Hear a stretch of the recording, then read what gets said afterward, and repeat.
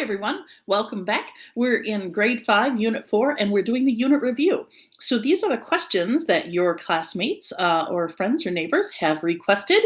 Um, and so if you did not get a chance to do the request, please do fill out the form for any questions that are tricky, because if I tried to do a video lesson on every single question, that would be a disaster. It would be so long. I wouldn't want to do it. You wouldn't want to watch it. It would just be a mess. So, first of all, number 16, shout out to Dino. Hey, great job, Dean. Thanks for requesting this question. So, this is number 16. Here's what it says. These are all the numbers to choose from. And the question says Tamira buys blank pounds of mixed nuts each day for blank days. The nuts cost blank dollars per pound, and she pays blank for all of the mixed nuts. Now we have to use these choices, kind of a guess and check, to see if we can figure out what makes sense. The weird thing is it's easy for us to tell some numbers just won't work in certain situations. So Tamira buys blank pounds of mixed nuts. So if she's buying blank pounds, we know it's not going to be a dollars answer. So we know it's not that, not that, not that, not that, not that, not that. The choices for pounds are 5, 4, 3, or 1.5. So those are the only numbers that we're looking at for the pounds. So I'm going to outline those because that's going to help us narrow down what could our answer possibly be. So she's either going to buy 1.5 pounds, 3, 4, or 5 pounds per day for a blank number of days. Now, why is she buying mixed nuts every day for a certain amount of days? I don't know the answer. But she's buying that many pounds of nuts each day for blank days. Again, the ones with dollar signs don't make sense for that either. So these numbers could be the pounds she's buying or the number of days she's buying them for. Then it says the nuts cost blank per pound. So she pays blank for all the mixed nuts. Well, let's pause and think. Would it make sense for her to go to the store and buy nuts that were $202 per pound? No, that's way overwhelming. What about $16.75 a pound? Mm-mm. What about $20.25 per pound of nuts?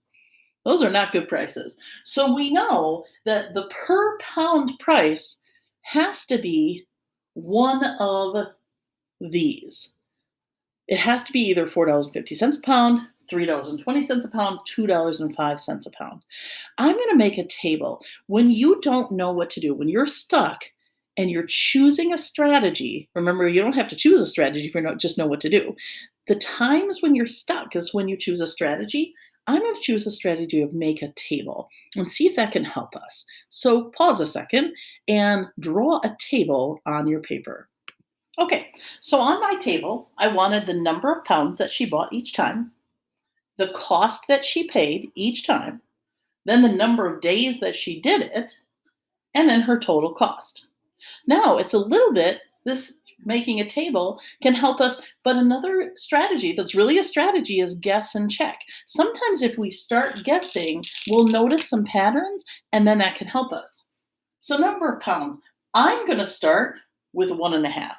Because if she's buying nuts over and over and over and over again, to me, unless she's having maybe a huge event, and she might be, we don't know, right? Maybe someone is graduating in her family, or maybe they're having some kind of a big party for a holiday or something. So I'm going to start with 1.5 pounds because for me, in the problem, that makes the most sense. Doesn't necessarily mean it's the right answer, but it's a place to start.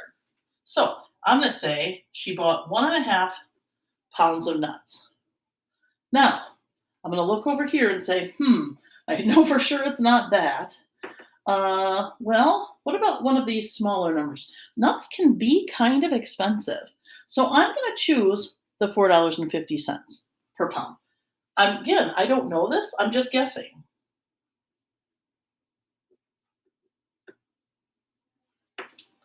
And then I'm going to say she bought them for 5 days in a row. Let's try that. Now, how am I going to figure this out? A pound and a half times $4.50. So you're going to pause and do that, and then times 5 days. So pause a second.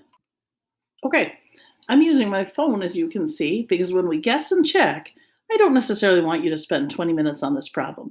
It's okay if you're guessing and checking to use a calculator because the calculator doesn't know what to do unless you type the numbers in correctly and with the correct thing. So I'm going to go ahead for a guess and check situation. I'm going to use my calculator, and I've got 1.5 times 450, and that gives me 675. I don't know if you can even see that. Maybe you can't. And then I'm going to multiply that by 5 days, and I get 3375. Now, unfortunately, 3375 isn't one of the choices. So that's not the answer. We didn't do it right. But can we learn anything about it so that our next guess is more of a prediction rather than just a guess? I'm going to stick with a pound and a half, but I'm going to stick with 450, but maybe the number of days was less. We've got some choices up here that are just a little bit less. So maybe the choice I'm going to try is 3 next. So I'm going to stay with 1.5. I'm going to stay with 450, and I'm going to try 3 this time. Again, I'm going to use my calculator because I don't want you to take 45 minutes on this one question. So I'm going to type in 1.5 times 450 times 3. Huh, check that out. Whoops. That's you see me getting a text at that very minute. That's funny. Look at this.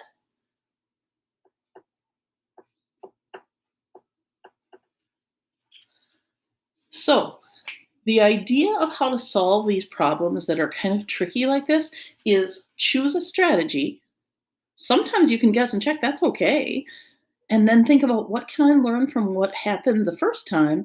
How can that inform me about what to do the second time? Thanks for the question, Dean. Great job. Hold on for the next question.